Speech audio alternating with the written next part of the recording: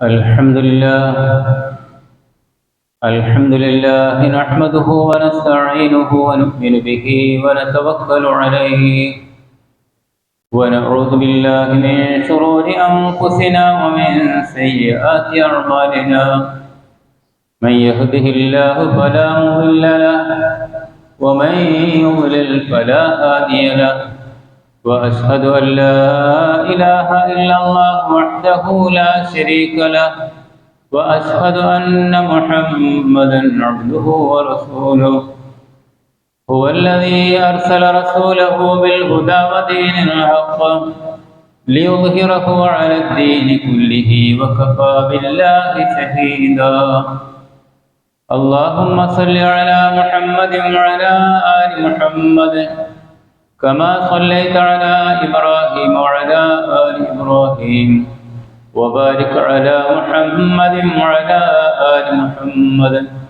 كما باركت على إبراهيم وعلى آل إبراهيم إنك حميد مجيد أما بعد فإن خير الحديث كتاب الله وخير الهدي هدي محمد صلى الله عليه وسلم وشر الأمور محدثاتها وكل محدثة بدعة وكل بدعة ضلالة وكل ضلالة في النار أيها الناس أوصيكم وإياي أولا بتقوى الله يا أيها الذين آمنوا اتقوا الله حق تقاته ولا تموتن إلا وأنتم مسلمون أعوذ بالله من الشيطان الرجيم بسم الله الرحمن الرحيم يا أيها الناس اتقوا ربكم الذي خلقكم من نفس واحدة وخلق منها زوجها وبث منهما رجالا كثيرا ونساء واتقوا الله الذي تساءلون به والأرحام إن الله كان عليكم رقيبا أعوذ بالله من الشيطان الرجيم وسارعوا إلى مغفرة من ربكم وجنة عرضها السماوات والأرض أعدت للمتقين رب اشرح لي صدري ويسر لي أمري واحلل عقدة من لساني يفقهوا قولي ബഹുമാന്യ മുഅ്മിനീകളെ മുഅ്മിനാത്തുകളെ സഹോദരന്മാരെ സഹോദരികൾ അള്ളാഹുവിനെ സൂക്ഷിച്ചുകൊണ്ട് ജീവിക്കണേ എന്ന് പ്രത്യേകം വസിയത്ത് ചെയ്യുകയാണ്, ഉപദേശിക്കുകയാണ്. നമുക്ക് പരിചയമുള്ള ഒരു ആയത്താണ് ശ്രദ്ധയിൽപ്പെടുത്തിയത്. വസാരിഉ ഇലാ മഗ്ഫിറത്തിൻ മിർ റബ്ബിക്കും, നിങ്ങൾ നിങ്ങളുടെ രക്ഷിതാവിൻ്റെ അടുക്കലേക്ക് ധൃതി കാണിക്കുക. എന്തിന്? ഇലാ മഗ്ഫിറത്തിൻ മിർ റബ്ബിക്കും, നിങ്ങളുടെ റബ്ബിൻ്റെ അടുക്കൽ നിന്നുള്ള ഒരു പാപമോചനത്തിനു വേണ്ടി. വജന്നത്തിൻ, ഒരു സ്വർഗവും അതിനു വേണ്ടിയാണ്. അർളുഹസ് സമാവാത്ത് വൽ അർദ്, അർളുഹസ് സമാവാത്ത് വൽ അർദ് ഉഇദ്ദത്ത് ലിൽ മുത്തഖീൻ, അത് ആകാശഭൂമികൾക്ക് സമാനമാണ്. ആ സ്വർഗം മുത്തഖീങ്ങൾക്ക് വേണ്ടി തയ്യാർ ചെയ്യപ്പെട്ടതാണ്. അന്ത്യദിനം അടുക്കുമ്പോൾ ലോകത്ത് ഒരുപാട് കുഴപ്പങ്ങളും കച്ചറകളും ഉണ്ടാകും എന്ന് നബി സല്ലല്ലാഹു അലൈഹി വസല്ലമയും പരിശുദ്ധ ഖുർആനുമൊക്കെ മുന്നറിയിപ്പ് നൽകിയിട്ടുണ്ട്. അതിൽ ഏറ്റവും പ്രധാനപ്പെട്ടത് വിശ്വാസപരമായ കാര്യത്തിൽ തന്നെയാണ്. കാരണം ഒരു ഹദീസിൽ യുർഫഉൽ ഇൽമു വയക്സുറുൽ ജഹൽ എന്ന് പറയുകയുണ്ടായി. യഥാർത്ഥ വിജ്ഞാനം, ബോധം മനുഷ്യനിൽ നിന്ന് നഷ്ടപ്പെട്ടു പോകും. അന്ധവിശ്വാസങ്ങളും അതുപോലെ തന്നെ അറിവില്ലായ്മയും വർദ്ധിക്കും. നമ്മൾ ജീവിക്കുന്ന യുഗം ഒരു വിരലുകൊണ്ട് തൊട്ടാൽ ലോകം മുഴുവനും നശിപ്പിക്കാൻ പറ്റുന്ന ആയുധം ഉള്ള രാഷ്ട്രങ്ങൾ അതിനെ വികസിപ്പിച്ച് അത്രയും വിശാലമായ തലത്തിൽ ജീവിച്ചുകൊണ്ടിരിക്കുന്ന ആൾക്കാരാണ്. വിരൽ തുമ്പിലാണ് ലോകം. ഹൈടെക് യുഗത്തിലാണ് നമ്മൾ ജീവിക്കുന്നത്.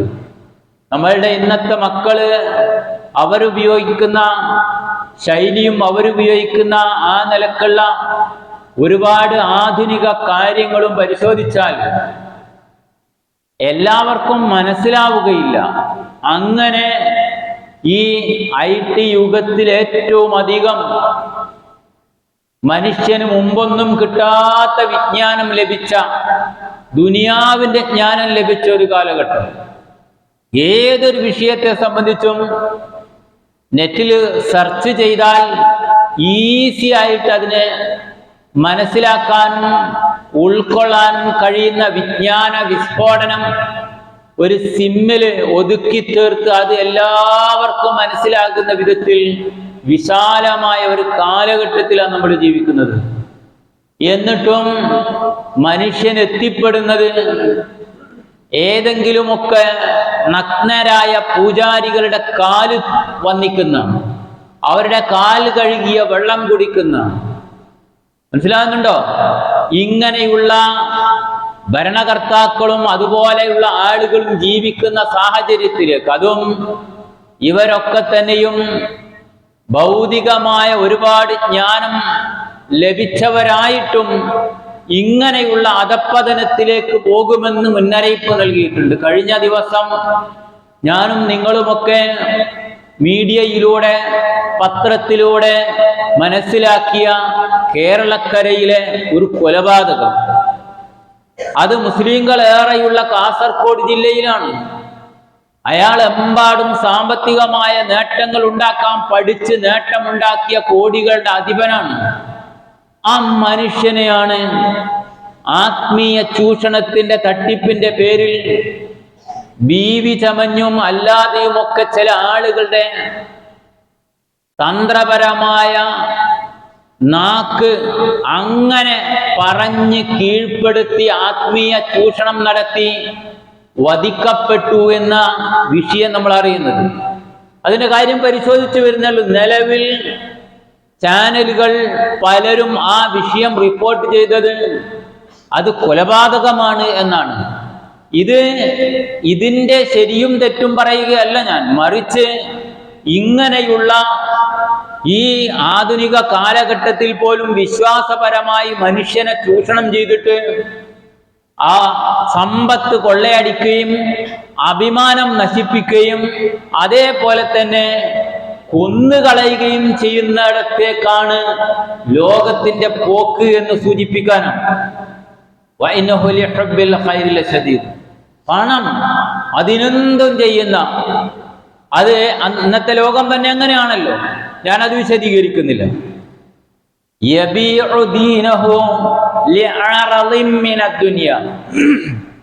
ഈ ഹദീസിന്റെ ആദ്യ ഭാഗവും കൂടി നമ്മൾ മനസ്സിലാക്കുകയാണെങ്കിൽ അതിപ്രകാരമാണ്: ബാദിറു ബിൽ അഅ്മാലി സ്വാലിഹ്, നിങ്ങൾ സൽക്കർമ്മങ്ങളുമായിട്ട് മുന്നേറണം. ഫസതകൂനു ഫിതനുൻ ഖഖിതഇൻ മിനൽ ലൈലി, രാത്രിയുടെ കട്ട പിടിച്ച കൂരിട്ട് പോലെ ഫിത്നകള്, ഫസാദുകള്, കുഴപ്പങ്ങള്, കച്ചറകള്, തോന്നിവാസങ്ങള്, അതേപോലെ തന്നെ കൊലപാതകങ്ങള്, ഇതൊക്കെ തന്നെയും നാട്ടിൽ വ്യാപിക്കും. യുസ്ബിഹു റജുലു മുഅ്മിന, ഒരാൾ നേരം വെളുക്കുമ്പോൾ മുഅ്മിനായിരിക്കും, യുംസി കാഫിറ, വൈകുന്നേരമാകുമ്പോൾ കാഫിറായിട്ടുണ്ടാവും. തിരിച്ചും ഹദീസിലുണ്ട്. എന്നിട്ടാണ് ഹദീസിന്റെ ബാക്കിയായി നബി പറയുന്നത്, യബീഉ ദീനഹു ബിഗറദിൻ മിനദ് ദുനിയ, ദുനിയാവിന്റെ ലക്ഷ്യത്തിന് വേണ്ടി, ദുനിയാവിന്റെ കാര്യങ്ങൾ നേടിയെടുക്കാൻ വേണ്ടി അയാളുടെ മതത്തെ വിൽപ്പന നടത്തുമെന്ന്. എത്ര ശരിയാ, പോരാഞ്ഞിട്ടില്ലേ? വീണ്ടും ഇങ്ങനെയുള്ള ആൾക്കാരുടെ അടുക്കലേക്ക് തന്റെ ബുദ്ധിയും ദീനും പണയം വെച്ച് ചെല്ലുന്ന മനുഷ്യരെ പറ്റി നിങ്ങൾ ആലോചിച്ചു നോക്ക്. അതിനനുസരിച്ച് കുറെ ആൾക്കാരും ലോകത്തുണ്ടാകുമെന്ന് നബി മുന്നറിയിപ്പ് നൽകിയിട്ടുണ്ട്.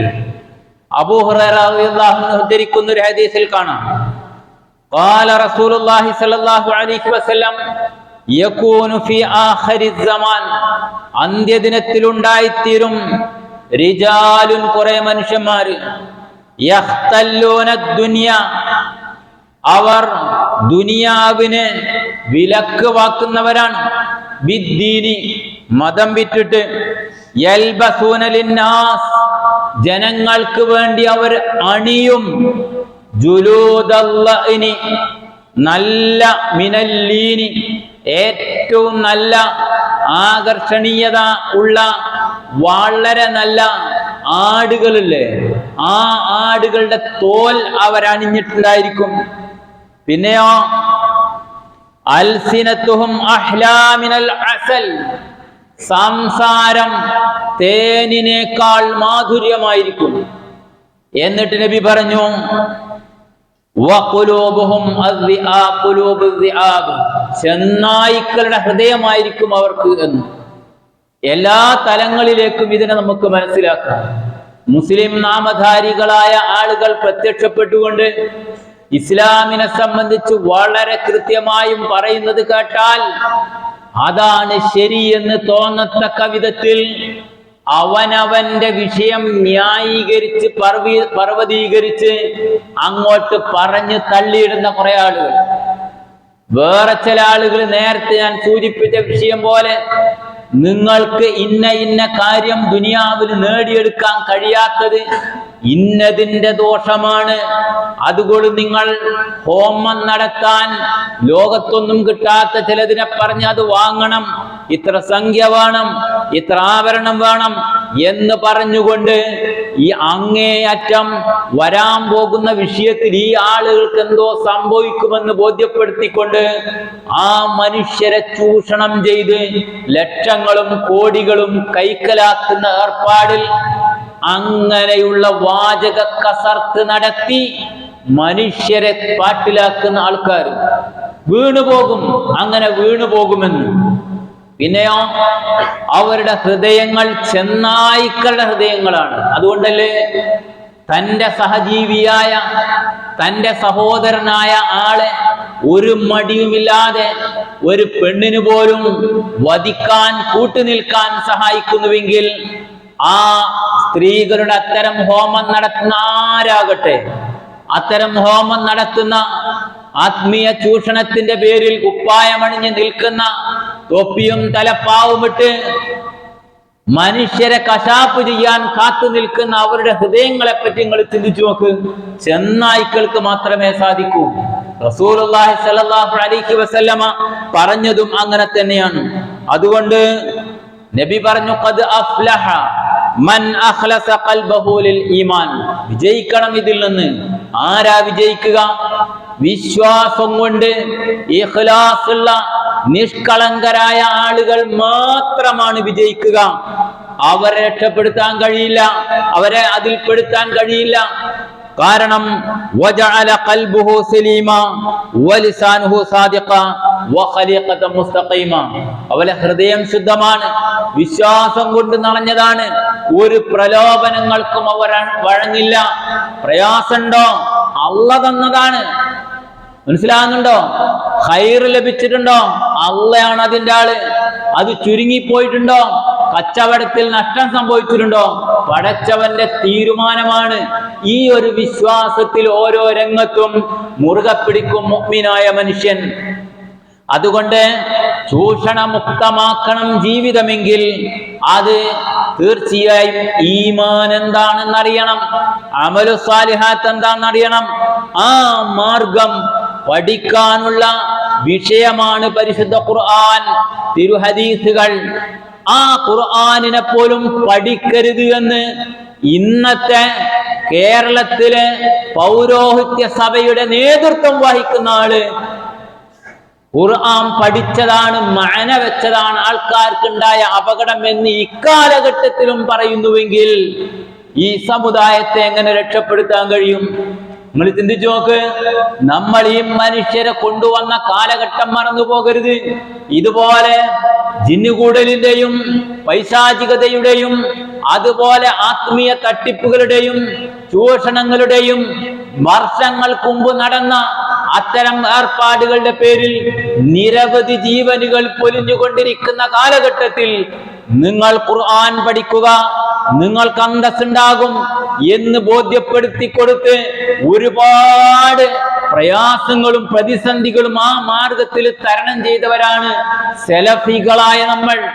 അങ്ങനെയാണ് ഈ സമുദായത്തിന് ഒരു മാറ്റമുണ്ടാക്കാൻ കഴിഞ്ഞത്.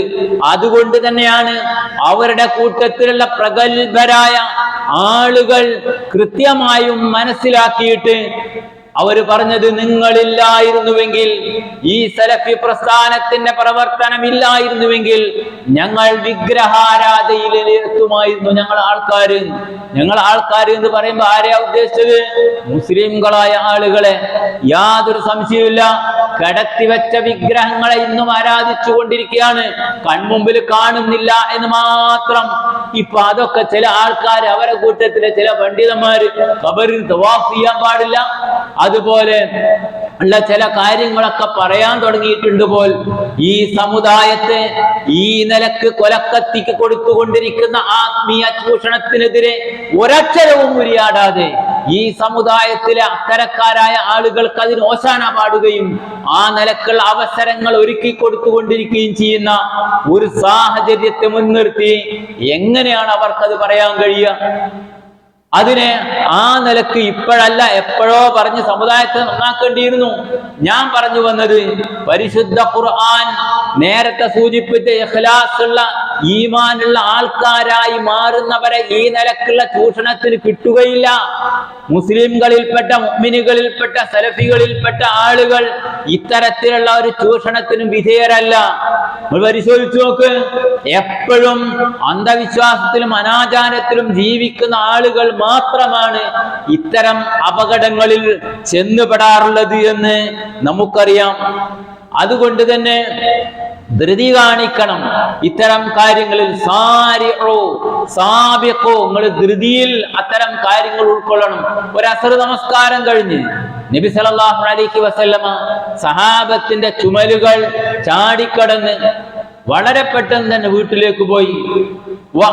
ഹദീസിൽ പറഞ്ഞിരിക്കുന്നത്, നബിയുടെ സ്പീഡ് കണ്ടിട്ട് ആളുകൾ ഇങ്ങനെ അത്ഭുത സ്തബ്ധരായി. നബി അവരിലേക്ക് ഉടനെ തന്നെ തിരിച്ചു വന്ന്, നബിക്ക് മനസ്സിലായി ഇത്ര സ്പീഡിൽ പോയി അതിന്റെ കാര്യം എന്താന്നുള്ള കാര്യത്തിൽ സഹാബത്തിന് എന്തോ സംശയം കുടുങ്ങിയിട്ട് അവർ അത്ഭുതപ്പെട്ടിട്ടുണ്ട്. എന്നുമില്ലാത്തൊരു പതിവെന്താ ഇത് എന്ന്. അങ്ങനെ നബി സല്ലല്ലാഹു അലൈഹി വസല്ലം പറഞ്ഞു, ഫഖാല ദക്കർതു മിൻ ശൈഅൻ മിൻ തിബിരിൻ ഇൻദനാ, ഇത്തിരി തങ്കം എന്റെ കൈവശം ഉണ്ടായിരുന്നു, അതെനിക്ക് ഓർമ്മ വന്നു. ഫകരിഹ്തു അൻ യഹ്ബിസനി ഫഅമർതു ബിഖിസ്മതിഹി, അത് ധർമ്മം ചെയ്യാൻ എടുത്തു വെച്ചതായിരുന്നു, അതെങ്ങാനും കഴിയാതെ പോകുമോ എന്ന് പേടിച്ചിട്ട് ഞാൻ ഉടനെ തന്നെ പോയി അത് ചെയ്യാൻ വേണ്ടി കൽപ്പിച്ചുവെന്ന്. നിങ്ങൾ ചിന്തിച്ചു നോക്ക്, നമുക്ക് ഏത് കാര്യത്തിലാ ധൃതി? നിസ്കാരം കഴിഞ്ഞാൽ ഭയങ്കര ധൃതിയാ.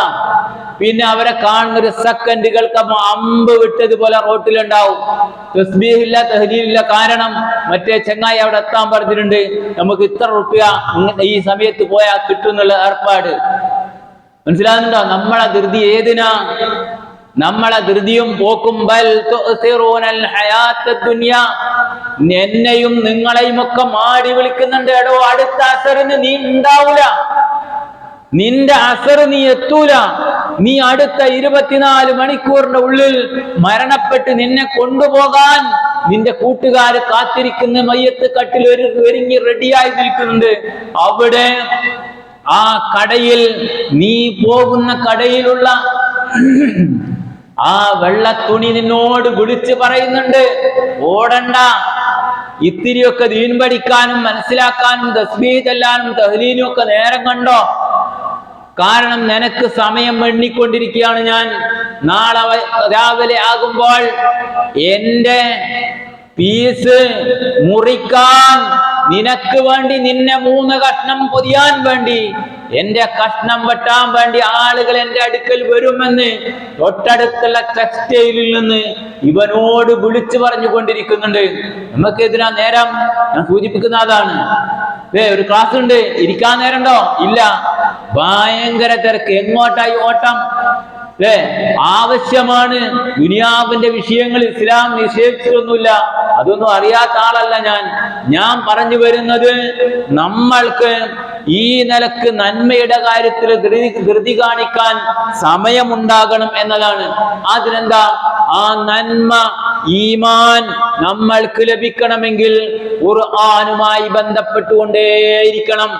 നിങ്ങൾ ചിന്തിച്ചു നോക്ക്.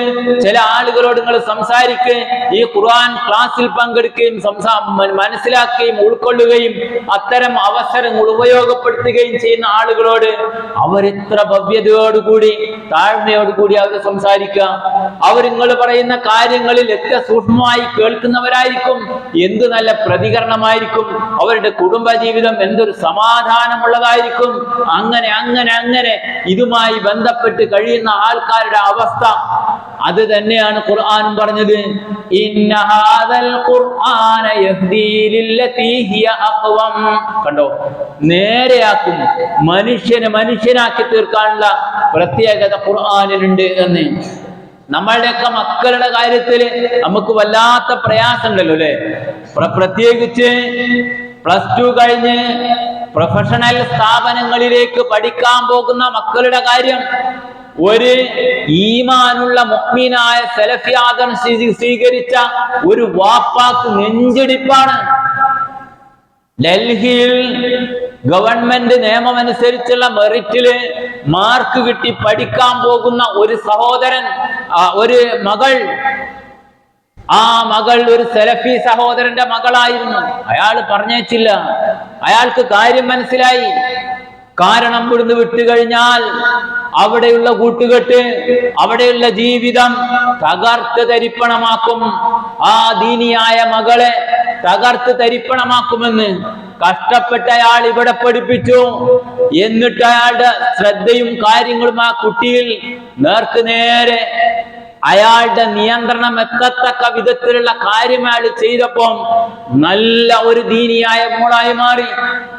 ഏറ്റവും നല്ല പഠനം കിട്ടി.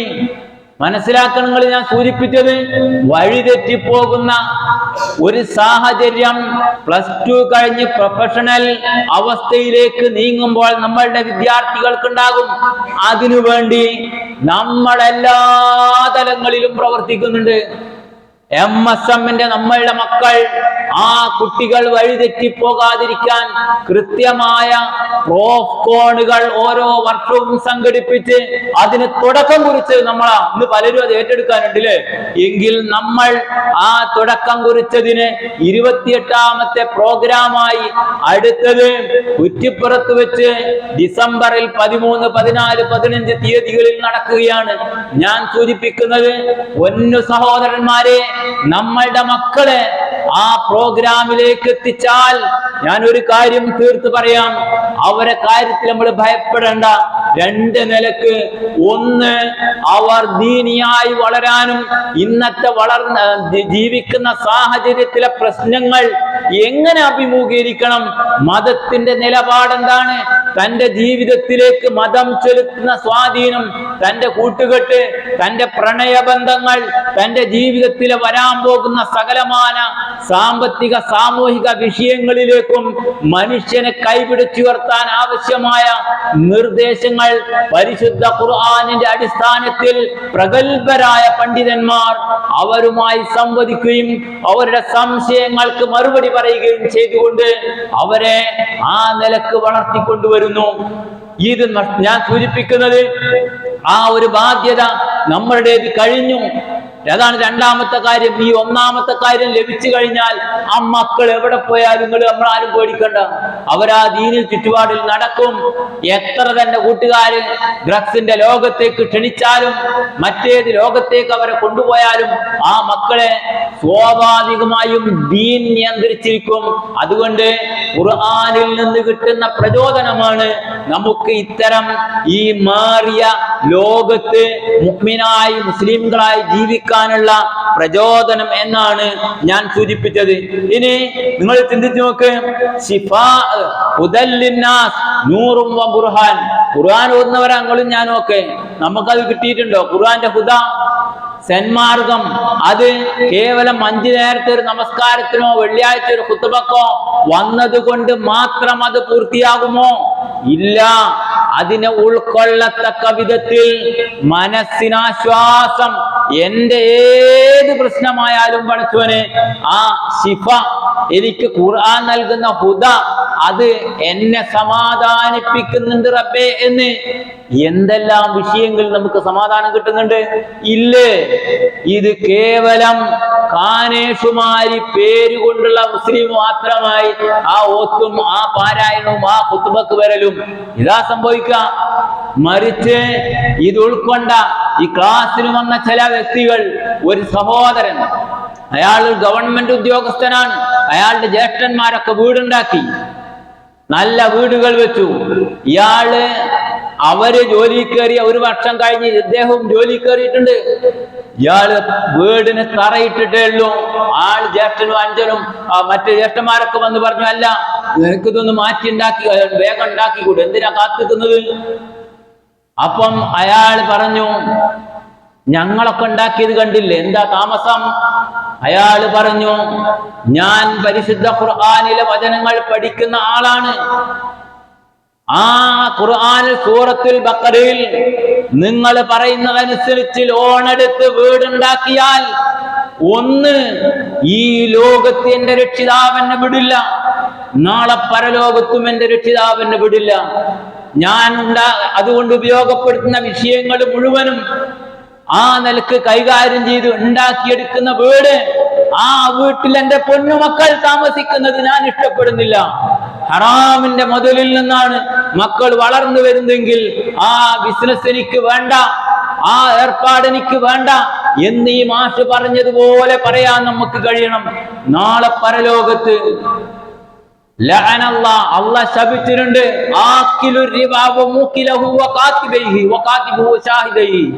സാക്ഷികളാകട്ടെ, എഴുതിയവനാകട്ടെ, സഹായിച്ചവനാകട്ടെ, എല്ലാം നരകത്തിലെന്ന്. അതുകൊണ്ട് ഞാൻ പറഞ്ഞതെന്താ, ഖുർആൻ മനുഷ്യന് നൽകുന്ന പ്രചോദനമാണിത്. എത്ര സംഭവങ്ങള് പഠനത്തിന് ശേഷം കൃത്യമായും സ്ത്രീകളുടെ സമൂഹത്തിലുള്ള ഒരുപാട് സ്ത്രീകള് ഭർത്താവിന്റെ തല്ല്, അടി, പ്രഹരം ഏറ്റുവാങ്ങേണ്ടി വന്നു മുഖമക്കന ധരിച്ചതിനാൽ ഒഴിവാകാൻ അവള് സന്നദ്ധയായില്ല.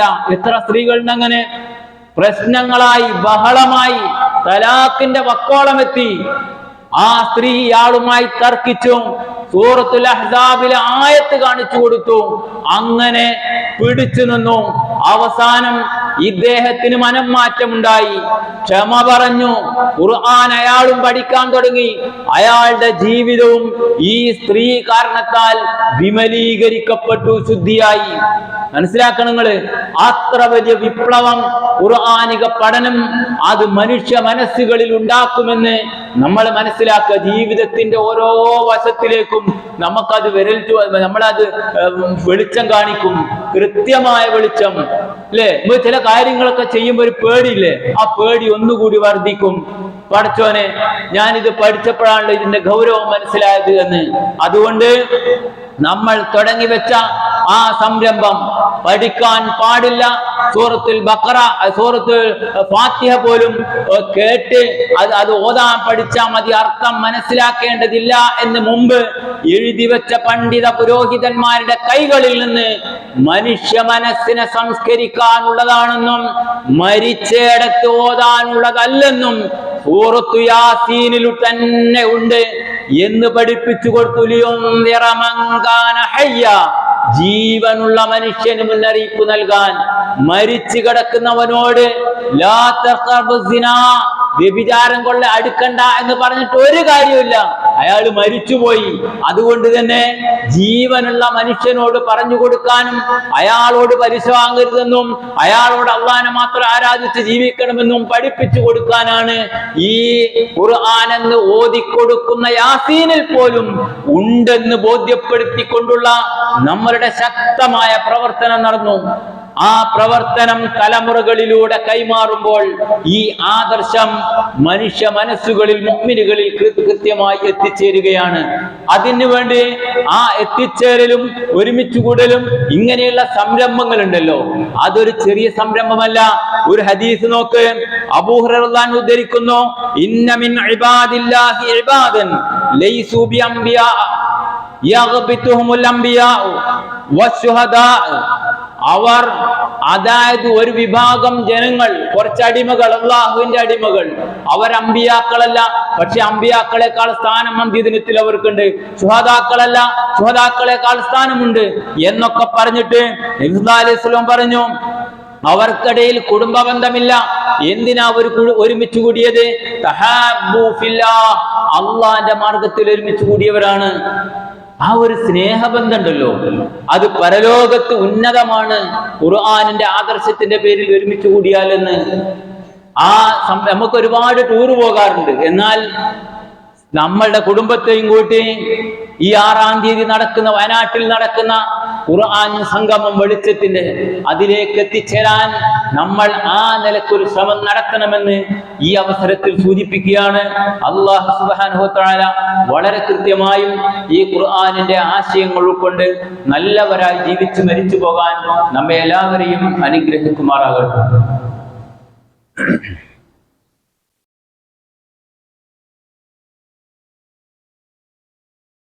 അൽഹംദുലില്ലാഹ് നഹ്മദുഹു വനസ്തഈനുഹു വനുഅ്മിനു ബിഹി വനതവക്കലു അലൈഹി.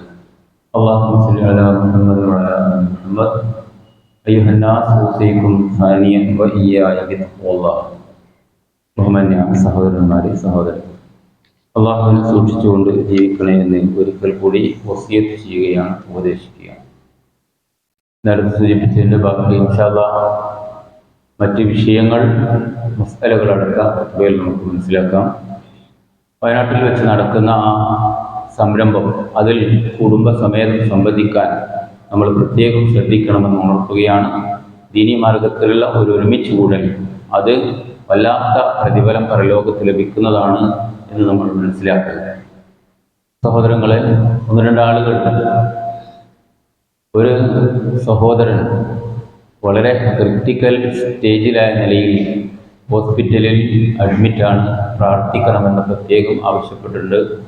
അതുപോലെ തന്നെ ഒരു സഹോദരി, വേറെ ചില ആളുകൾ രോഗ സംബന്ധമായ വിഷയങ്ങൾ പറഞ്ഞ് പ്രാർത്ഥിക്കണമെന്ന് ആവശ്യപ്പെട്ടവരുണ്ട്. അല്ലാഹു സുബ്ഹാനഹു വ തആല കരുണാവാരിധിയായ തമ്പുരാൻ അത്തരം പ്രയാസപ്പെടുന്ന എല്ലാ സഹോദരന്മാർക്കും സഹോദരികൾക്കും പൂർണ്ണമായും ശിഫയും ആശ്വാസവും പ്രദാനം ചെയ്യുമാറാകട്ടെ. അവർക്ക് അവരുടെ രോഗം ശിഫയായി പൂർണ്ണമായ ആരോഗ്യം കാരുണ്യമായ റബ്ബ് നൽകി അനുഗ്രഹിക്കുകയും ചെയ്യുമാറാകട്ടെ. ഇതുപോലെ പലരും രോഗികളായി നമ്മളുടെ ഓർമ്മയിലും പരിചയത്തിലുള്ളവരുണ്ട്. റബ്ബ് അവർക്കും ശിഫ നൽകി അനുഗ്രഹിക്കുമാറാകട്ടെ. എല്ലാവിധ ശാരീരികമായ, മാനസികമായ, സാമ്പത്തികമായ പ്രയാസങ്ങളിൽ നിന്നും കുടുംബപരമായ വിഷമങ്ങളിൽ നിന്നെല്ലാം അല്ലാഹു നമ്മെ കാത്തുരക്ഷിക്കുമാറാകട്ടെ. اللهم اغفر للمؤمنين والمؤمنات والمسلمين والمسلمات الأحياء منهم والأموات إنك مجيب الدعوات يا قاضي الحاجات. ربنا آمنا فاغفر لنا ذنوبنا وكفر عنا سيئاتنا وتوفنا مع الأبرار. ربنا تقبل منا إنك أنت السميع العليم وتب علينا إنك أنت التواب الرحيم.